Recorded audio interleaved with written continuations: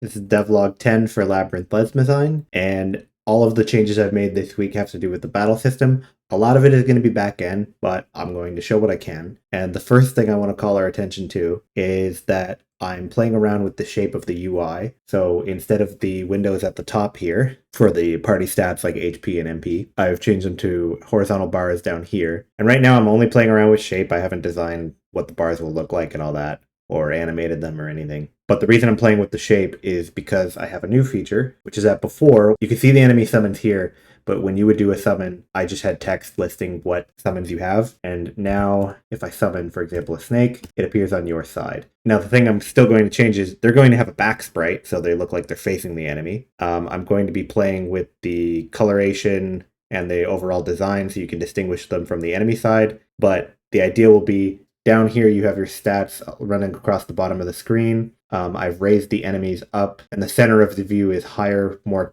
on this line. And your summon minions will appear kind of below here, where you can see them. And your enemies and enemy minions will appear across the field from you. Now, I'm still going to be playing with the angle of everything, make sure there's enough spacing between their field and your field. I want to give probably some drop shadows to each of the minions. I want to make the drop shadows on the enemies make more sense. I do want them to be visible above their own minions, but they do float really high above their own drop shadows, which is a little odd. So I need to play with all the proportions of everything, but the general direction we're heading is that they summon, you'll be able to see everything on the field.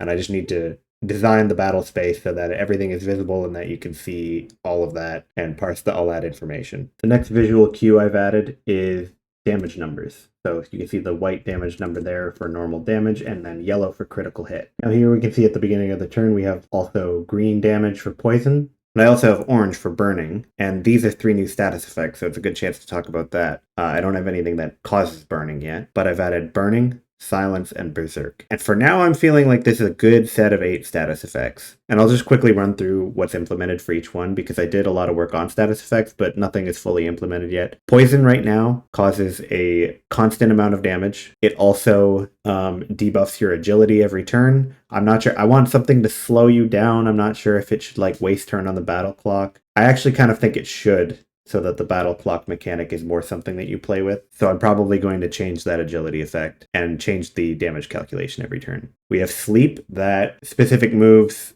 can apply a certain number of turns of sleep. Like right now, the sheep apply 3, and then you're completely immobile for those 3 turns. I'm kind of thinking of it as a combination of like any version of like a sleep, stop, paralyze effect, any of that, because I didn't want like a redundant effect, but I'm thinking there might be different abilities that use it in different ways. So for example, like, do I really need different status effects for like petrify and paralyze and stop? No, but if I have maybe a petrify ability that turns you to stone, maybe it applies turns of sleep and increases your defense, and we can mix and match that way, where this is its own thing, this is an effect that stops you for a turn, and then it can be combined with other things to evoke other effects. Fear causes your minions to run away. Right now I have it set at like each one you have has a 50% chance to flee. That might depend on like with the type of minion. So there's that. I kind of want minions to have some sort of like a defensive effect, so they might decrease your accuracy. Like maybe it's harder to get a strike through if somebody has a bunch of minions.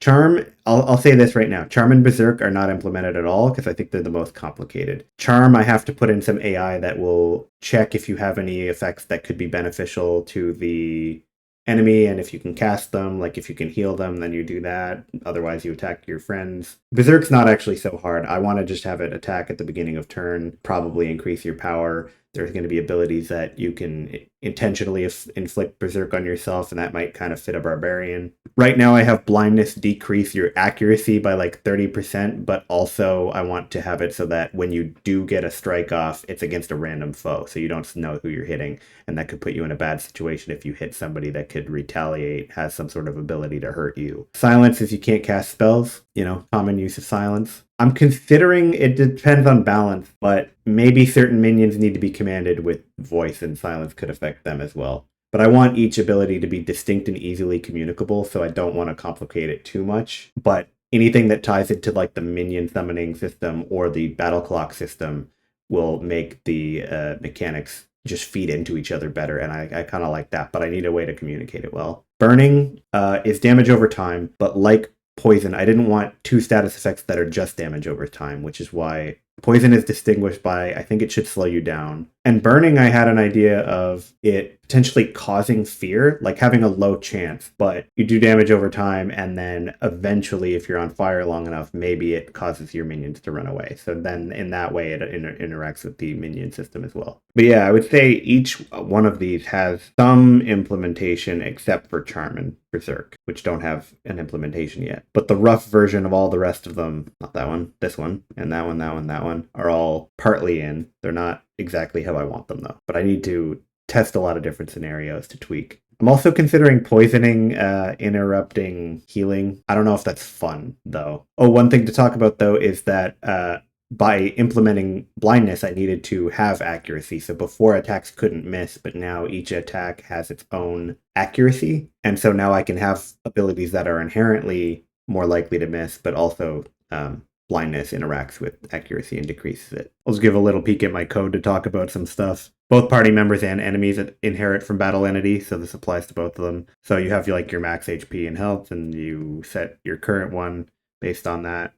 This area just added like variables for the buffs. I'm considering it like, I don't know if it's going to be 3, but there'll be levels of buffs, and I have to work out the math for like what a level of buff means for each one. Like strength and defense are most often a contest between each other, so they probably are going to have very similar math in terms of like the factor that it increases by. Mind, like you'll use it to cast spells and try to inflict like more psychic conditions like Berserk and Charm. But agility it's a contest against the opposite agility, and the math works out differently where I think you'll have to increase it more for a certain level of buffing.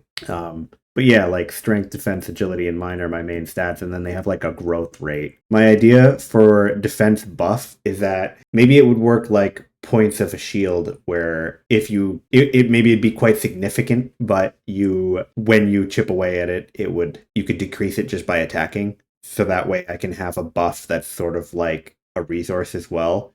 And I'm thinking that it'd be a thing where if shields are up, an attack like Cleave that goes through all enemies, if it can't get through a shield, then you would have some sort of negative consequence for attacking somebody with a shield. And that would play into blindness as well if you randomly attack. Right now I have poison decrease the agility buff so that it would go into the negative, and that would be the way to slow you down, but I'm actually thinking it's just going to be a penalty to the battle clock. Berserk kind of just adds to the strength buff when it does the calculation while you're Berserk. It doesn't like buff you while it's active, because in a way that doesn't go away. It just adds to it. But all of that will be tweaked. A couple more things. I just quickly, these are dummy items, but I changed a Mega Potion to target all allies just to test things out. So now we have multi-target items. And last week I added this item menu to the pause menu, and I just made it so that it also works here. I also fixed the bug in the pause menu where when you were backing out, it would sometimes activate this menu and that at the same time. I think it was, what was it again? It was the summary page also with like backing out even if it wasn't visible, so that you could activate this while going into the skills menu here, backing out, and then you're also backing out of the summary menu, and you would have like 2 arrows. That's fixed. I also made it so that enemies can attack in a random order, so you see the shepherd just attacked there first. So at the beginning of their turn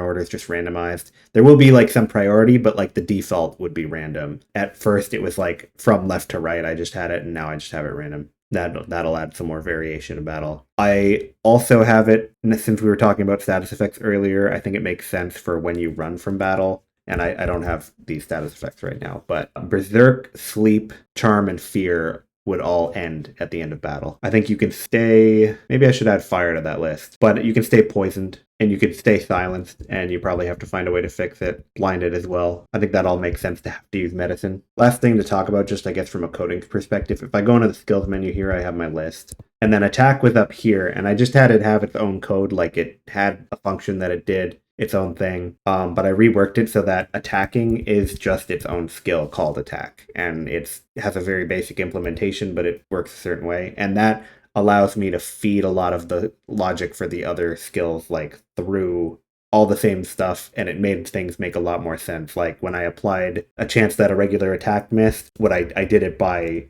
giving an accuracy stat to skills in general, which is how blindness works and all that. So that just made a lot more sense. We just saw a mist there too, and a green poison damage. See, all this stuff is coming together, so that's awesome. It's starting to look like a real RPG. I'm pretty happy with what I've done this week. Things are a lot more functional. I mean, clearly things are coming together kind of slowly, but like there's a lot of little things you need to make for an RPG, and I'm very happy with how it's coming together. There's a lot of different pieces that need to fit together, so some steps might look small, but in terms of like making an entire like ambitious JRPG by myself, yeah, it's going to take a long time, but I always am feeling like I'm on the right track these days, and it's working out. So yeah, I would just like to thank everybody who's been watching up till now, all my subscribers. If this is of interest to you and you haven't subscribed yet, please do. I'm here every week with a devlog, and that'll update with my progress. And occasionally I post other videos about pixel art and developing games solo. Thank you for watching, and yeah, peace out.